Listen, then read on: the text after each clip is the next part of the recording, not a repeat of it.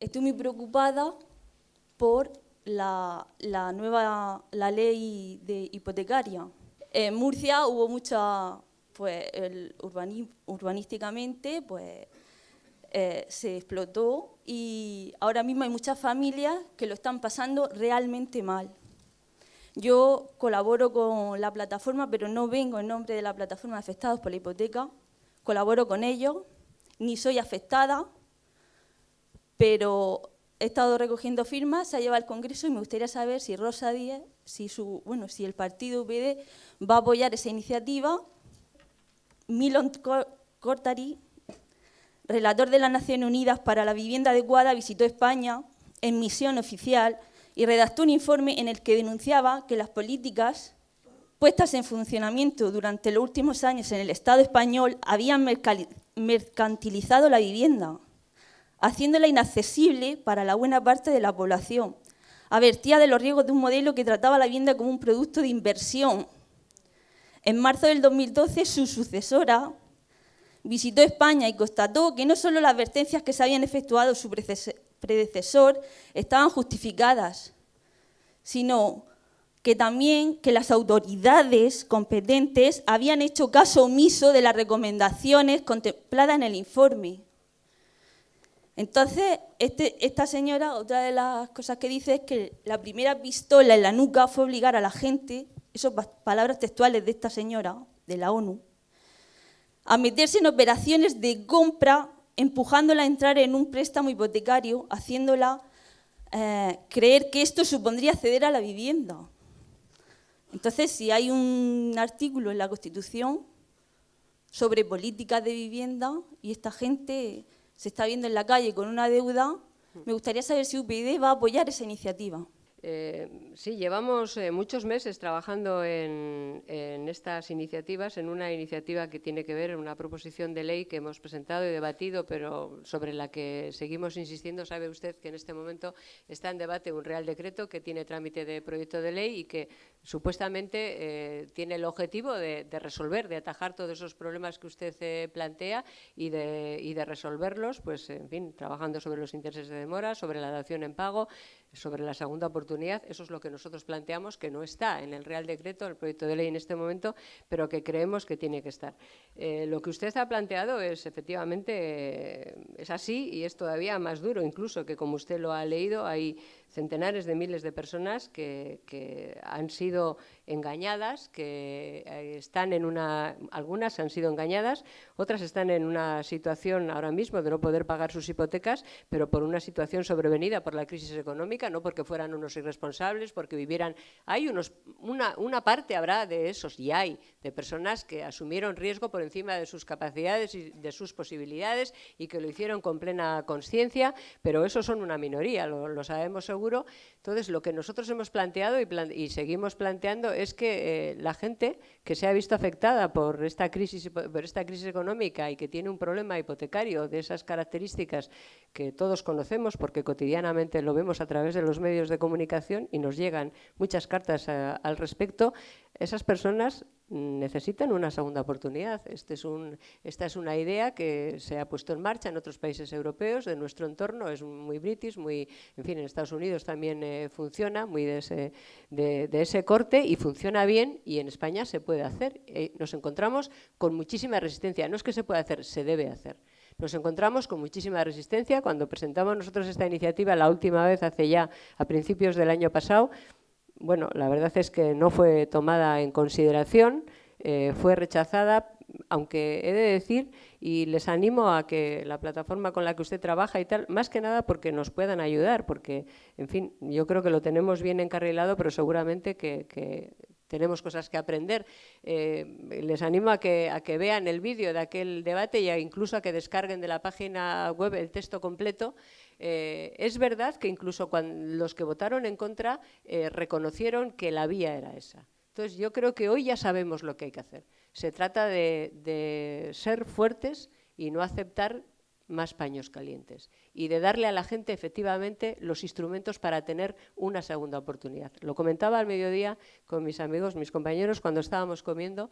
Yo recibí antes de ayer una carta de un ciudadano de 38 años que contaba ese drama.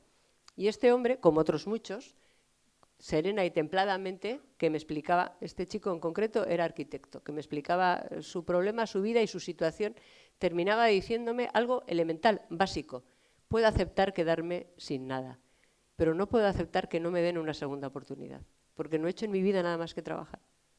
Entonces, eso, que es una demanda tan elemental, requiere una respuesta de los poderes públicos. Y la respuesta es esa: está en la ley, está en la experiencia de países de nuestro entorno, lo podemos y lo debemos hacer.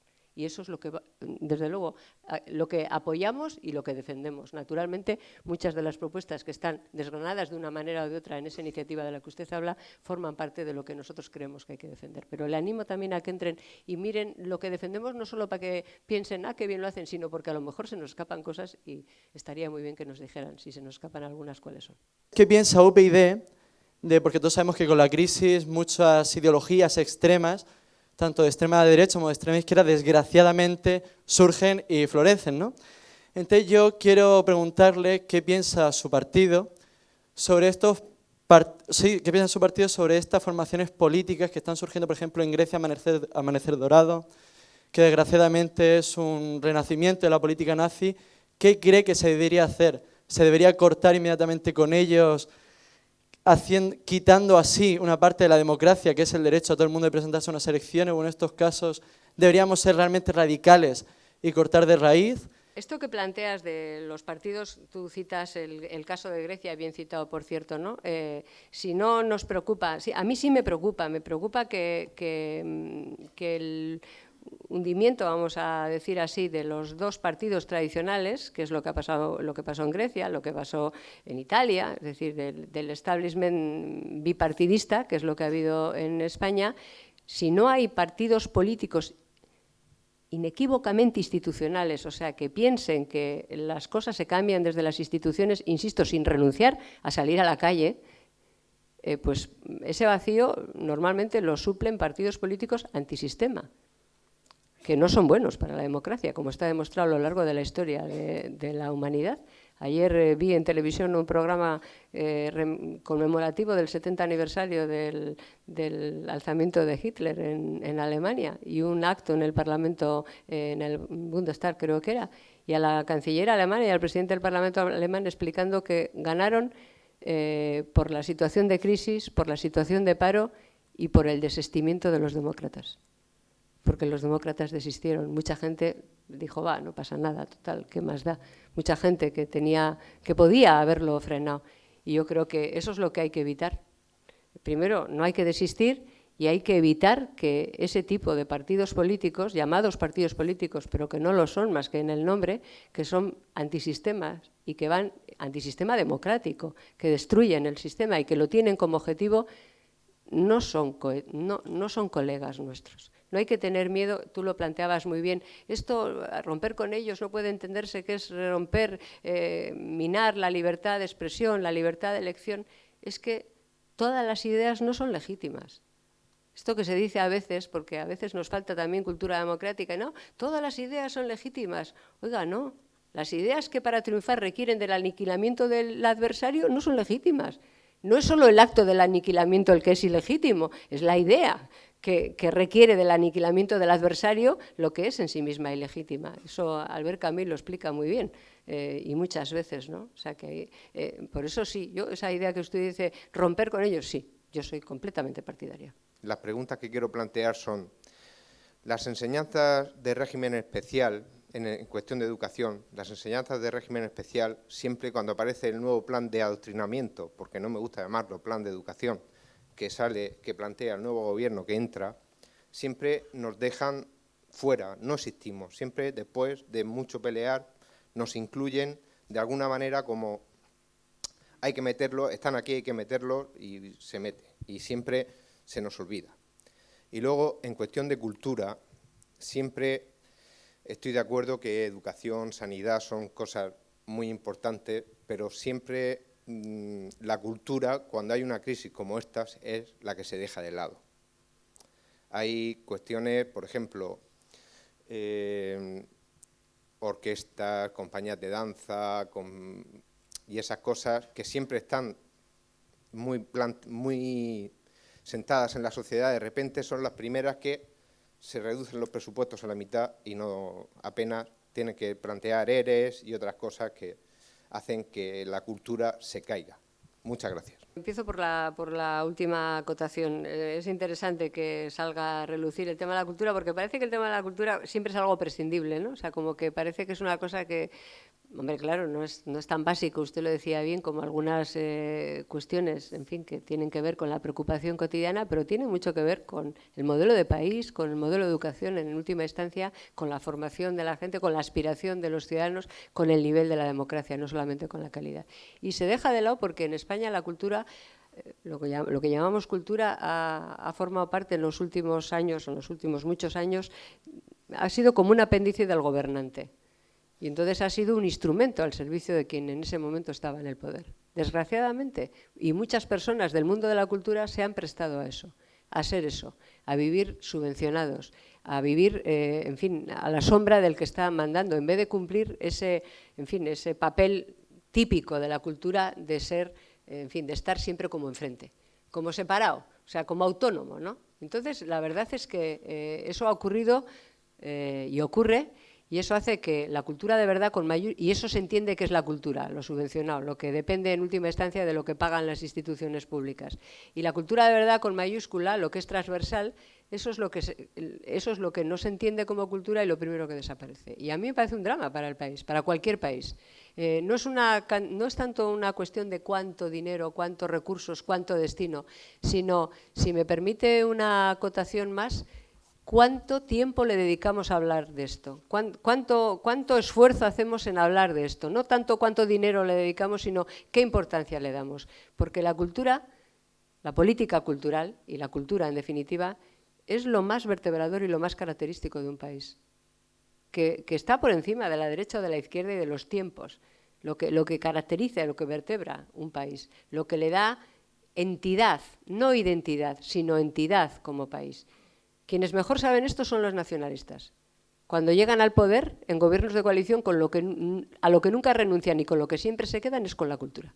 Con todo lo que tiene que ver con las expresiones culturales o con lo que está cerca de la cultura, de la expresión cultural, de la expresión pública, de la expresión artística. Porque es lo que da entidad a los países. Y por eso yo creo, comparto la reflexión que usted hacía, creo que no es poco importante el abandono, en fin, la poca atención que se hace con la disculpa de que no hay dinero, porque claro, como no hay dinero, pues ahí se decide, pero sigue habiendo dinero para tener diputaciones provinciales y coches oficiales y de todo, y duplicidades y de todo en todos los sitios, porque eso, al parecer, es más rentable políticamente que seguir invirtiendo en ese mundo de la cultura que, insisto, está muy relacionado con la educación. Y usted planteaba, respecto de educación, planteaba una cuestión, las enseñanzas en régimen especial. Es que el problema de la educación, esta es una de las áreas. Usted seguro que lo conoce bien, lo conoce de cerca y sabe que lo que usted ha contado es lo que ocurre gobierno tras gobierno. Pero el problema es que en educación, como no resolvamos lo fundamental, no resolveremos ni esta cuestión que usted plantea ni ninguna de otras. Y lo fundamental en España es que hay 17 sistemas educativos. Y mientras haya 17 sistemas educativos, o sea, todas las demás cosas, por importantes que sean y por llamativas que sean, es que seremos incapaces de enfrentarnos con ellas.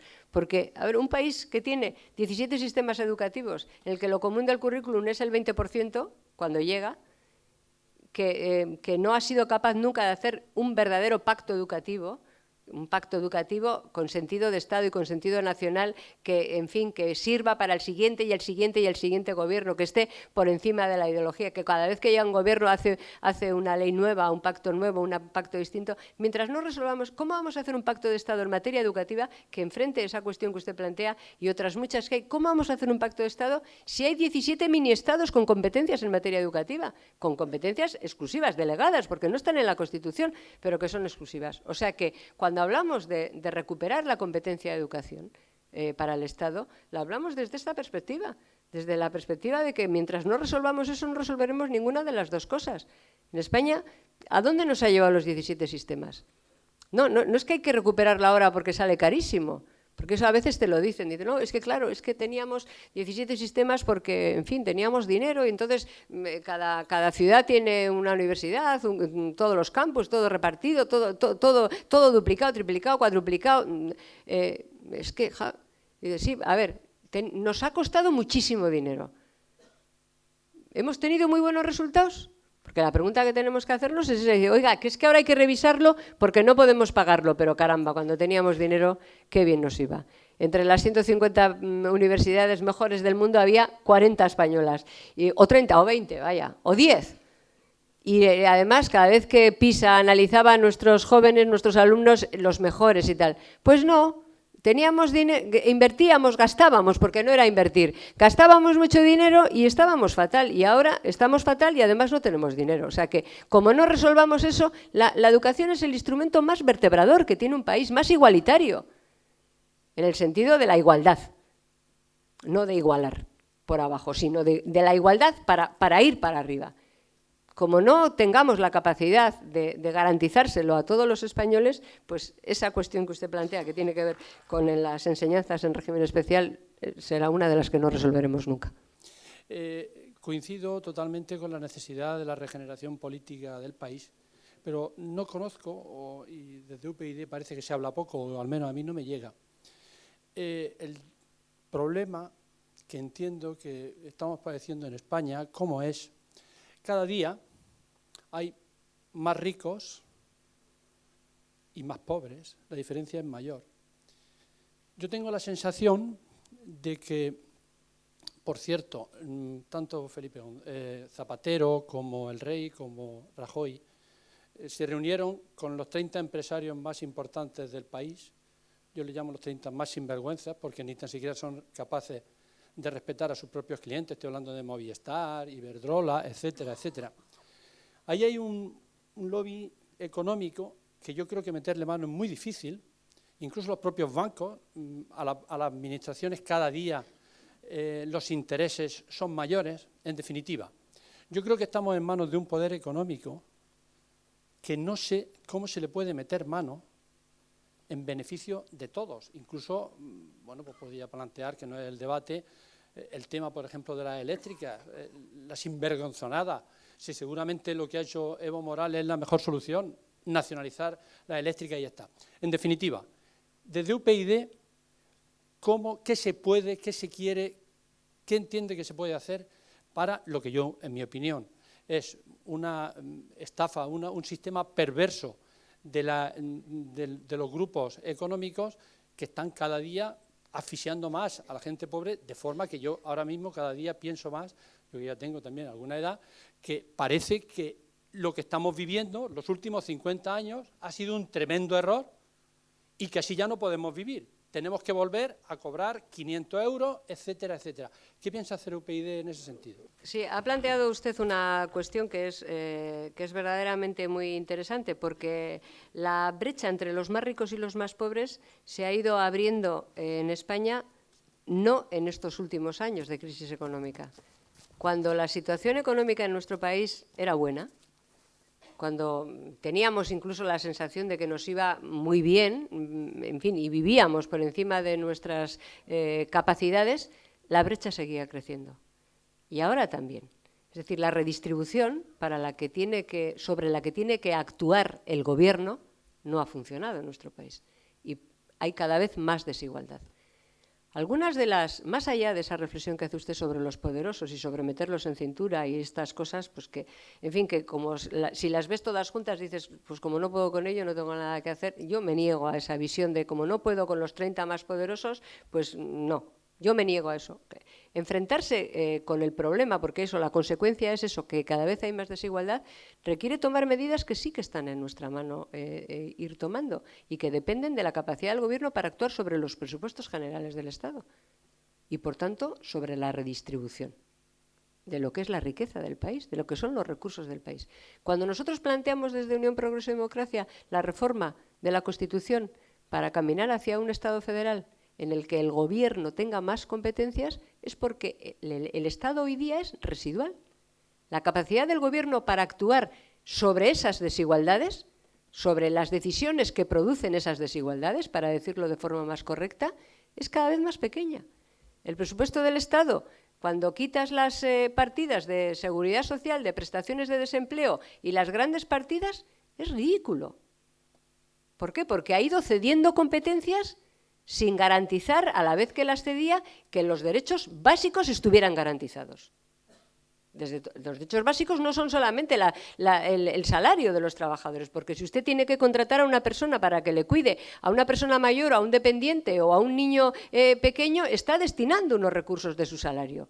Si usted tiene que complementar, en fin, el precio de los medicamentos o tiene que ir a otro centro sanitario porque no le prestan esa atención, está teniendo que sacarlo de su salario. Si usted tiene que complementar lo que gasta en educación, porque la educación pública, la que está garantizada, no es suficiente para sus hijos, está detrayendo de su salario. O sea que garantizar en condiciones de equidad y en condiciones de calidad los servicios básicos, los derechos básicos que la Constitución proclama, requiere de un Estado fuerte con instrumentos para garantizarlos.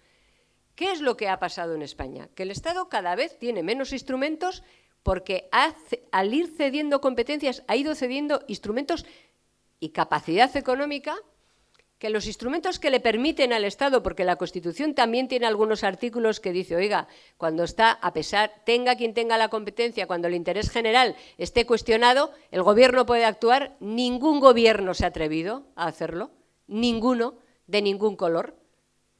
Y, por tanto, cada vez se está produciendo más desigualdad entre españoles, más desigualdad en función de los más ricos y los más pobres y más desigualdad en función de la parte de España en la que vivas. Eso se venía produciendo en las antes, cuando teníamos recursos, cuando la situación económica era mejor, y ahora se produce de una manera mucho más sangrante, porque ya afecta a cosas mucho más esenciales. Pero la pregunta es, ¿tiene solución? Sí. El Gobierno de la Nación ha destinado 19.000 millones ya en rescatar comunidades autónomas, o 20, no me acuerdo, y ahora tenemos 19.000 millones más para este año, en una prórroga. Hemos rescatado comunidades autónomas y ayuntamientos sin exigir que ese dinero fuera destinado a resolver los problemas sustanciales, destinado a la educación, a la sanidad, a los servicios sociales, a la protección social de los desempleados, a dar oportunidades a los jóvenes. Se los han gastado en televisiones, en embajadas en el exterior, en fomentar la ideologización dentro de cada uno de los territorios. No hay ni un euro para esta comunidad autónoma si no está destinado a garantizar lo básico. Y eso lo puede hacer el Gobierno. Tiene capacidad, competencia. No tiene que ir a ningún artículo especial de la Constitución, ni quitarle las competencias a nadie. No, tiene que garantizar el destino de los fondos, para que haya menos injusticia y menos desigualdad. Lo podemos hacer sin necesidad de utilizar el 155 de la Constitución. El destino de los fondos es clave, de los otros y de estos, digamos de los que son fondos de rescate. Las políticas que se han venido haciendo, los recortes, por ejemplo. Claro, son expertos, es experto el presidente del Gobierno y el anterior en explicar a los ciudadanos que lo que se hace es porque no queda otro remedio. Hacemos esto porque no queda otro remedio. Subida de impuestos, recortes en prestaciones sociales, en materia sanitaria, en prestaciones a los desempleados. No queda otro remedio.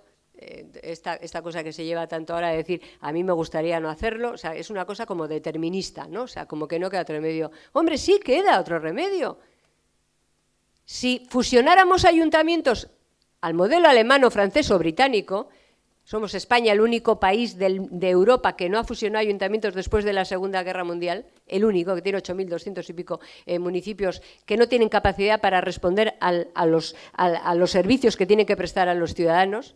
Si fusionáramos ayuntamientos en un cálculo conservador, que el más pequeño de ellos fuera de 15.000, nos ahorraríamos alrededor de 15.000 millones de euros al año. No tendríamos que recortar en educación y en sanidad, o en desempleo, o en políticas activas de empleo, porque es que hay que crear empleo, no solamente hay que proteger parados. Pero es que si termináramos con los despilfarros y las duplicidades, con los 17 de todos, sin reformar la Constitución, con las competencias que actualmente se tiene, simplemente terminando con las duplicidades, es que hicimos el cálculo y son alrededor de 30.000 millones. Nadie nos lo ha rebatido y lo publicamos incluso en un libro. Que luego, por cierto, el Partido Popular y el Partido Socialista lo utilizan en sus conferencias como una referencia de lo que nos podríamos ahorrar. Es decir, la opción de recortar de determinados sitios, de no invertir en otros y de que eso tenga consecuencias, digamos, en desigualdad, es una opción que toma el gobernante, más allá de esos poderosos de los que usted hablaba que también.